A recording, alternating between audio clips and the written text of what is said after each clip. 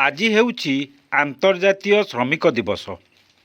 ଶ୍ରମିକମାନଙ୍କ କଠିନ ପରିଶ୍ରମ ଓ ଅବଦାନକୁ ସମ୍ମାନ ଜଣାଇବା ପାଇଁ ପ୍ରତିବର୍ଷ ମଇ 1 ତାରିଖକୁ ଆନ୍ତର୍ଜାତୀୟ ଶ୍ରମିକ ଦିବସ ବା ମଇ ଦିବସ ଭାବେ ପାଳନ କରାଯାଇଥାଏ।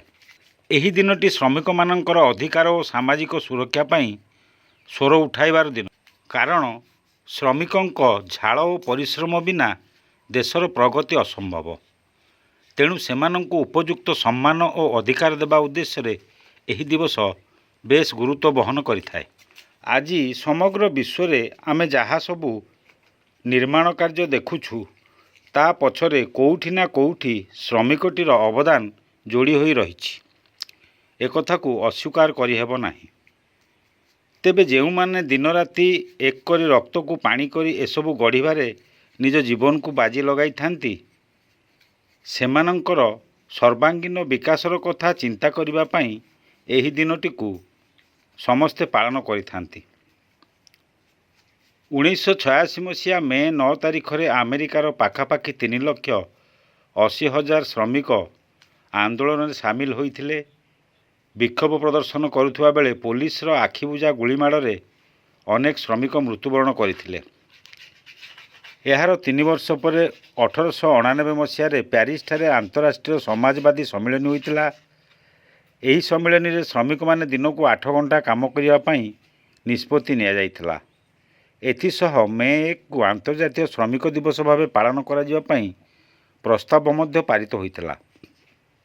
ଏହା ପରଠାରୁ ସାରା ବିଶ୍ୱରେ ମେ 1 ତାରିଖକୁ ଶ୍ରମିକ ଦିବସ ଭାବେ ପାଳନ କରାଯାଉଛି। ଭାରତରେ ପ୍ରଥମ କରି 1923 ମସିହା ମେ 1 ତାରିଖ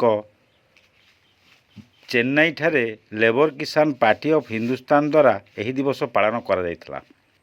ଏହି ଅବସରରେ ମୁଖ୍ୟମନ୍ତ୍ରୀ ମୋହନ ମାଝୀଙ୍କ ନିଜ ଜିଲ୍ଲା କେନ୍ଦୁଝରର ଯୁବ ବିଜେପି ନେତା ତଥା ଜୟ ବଜରଙ୍ଗବାଲି ଟ୍ରକ୍ ଓ ଟିପର ଆସୋସିଏସନ ସଭାପତି ଇଞ୍ଜିନିୟର ଦୀପକ ଜେନା ଶ୍ରମଜୀବୀମାନଙ୍କୁ ତାଙ୍କର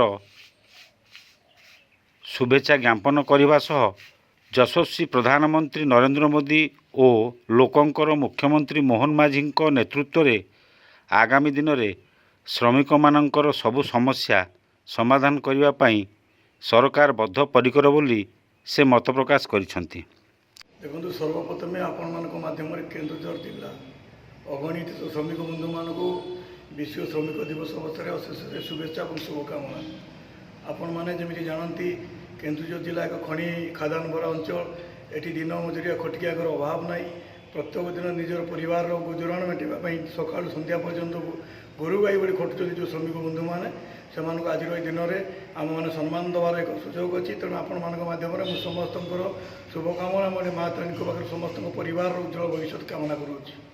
ବିଜେପି ସରକାରଙ୍କର କ'ଣ ଆଭିମୁଖ୍ୟ ରହୁଛି ଶ୍ରମିକମାନେ? ନିଶ୍ଚିତ ରୂପେ ଦେଖନ୍ତୁ, ମୁଁ ଯେହେତୁ ଯେଉଁ ଗୋଟେ ସଂଗଠନରେ କାର୍ଯ୍ୟକ୍ରମ କରୁଛି, ସେଠି ମାତ୍ରାଧିକ ଶ୍ରମିକ ବନ୍ଧୁମାନଙ୍କ ସହିତ ମୁଁ ସବୁଦିନ ଅଙ୍ଗାଙ୍ଗୀ ଭାବେ ଜଡ଼ିତ ରହୁଛି। ଏଇ ସକାଳୁ ବାହାରିଲି, ଆଜି ବି 2-4ଟି କାର୍ଯ୍ୟକ୍ରମ ରହିଛି।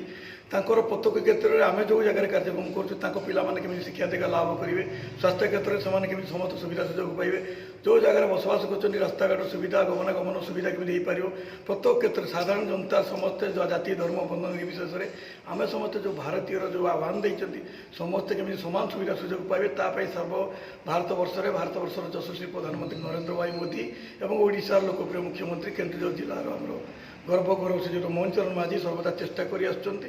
ଏ ମାତ୍ର ଓଡ଼ିଶାର ସରକାର 1.5 ବର୍ଷ 2 ବର୍ଷ ପୂର୍ତ୍ତି ହେଉଛି।